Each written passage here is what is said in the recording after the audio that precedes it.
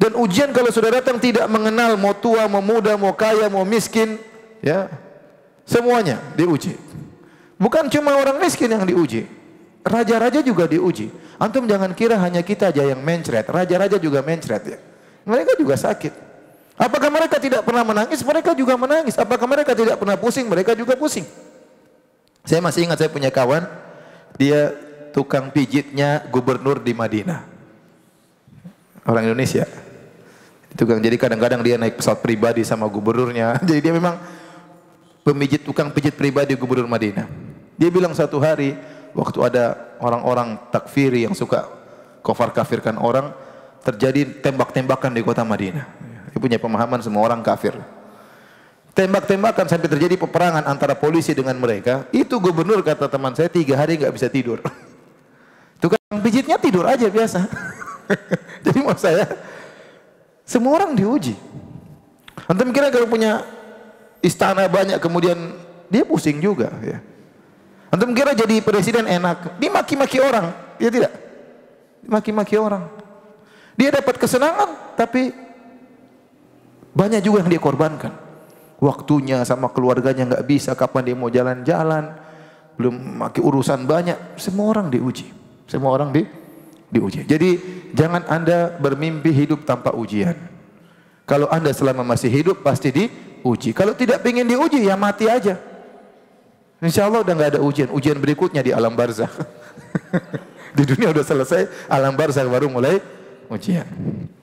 Jadi itulah kenyataan bahwasanya namanya kehidupan ini pasti diuji. Ada orang diuji dengan suaminya. Ada. Suaminya brengsek.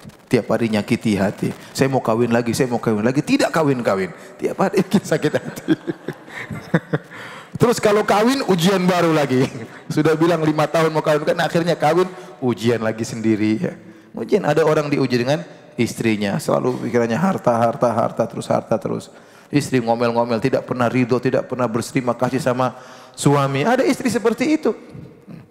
Ya, ada istri seperti itu. Dikasih apa-apa tidak bersyukur. Ada uang abang disayang, tidak ada uang abang ditendang ya. Sampai ada supir protes ya. Aduh, saya kasih uang sama orang, kasih 10.000 aja, ada pengemis saya kasih atau tukang parkir, didoain. Makasih Pak Haji, padahal belum haji. Saking. Tapi kalau kasih uang istri 100.000, dia enggak bilang terima kasih. Segini aja. Masya Allah. Hatinya sakit itu supir itu. Ya. Istrinya tidak bersyukur.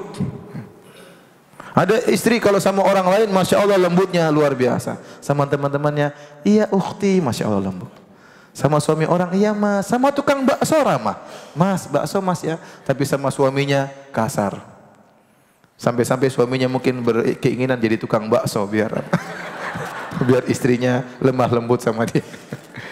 Jadi ada orang diuji dengan mertuanya. Betapa banyak orang masalah ke saya diuji dengan mertua. Ustaz, mertua saya begini, Ustaz, ngomel terus, ribut tiap hari. Orang diuji macam-macam. Ada orang diuji dengan anaknya.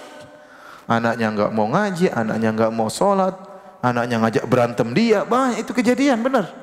Bapaknya diajak berantem, waduh.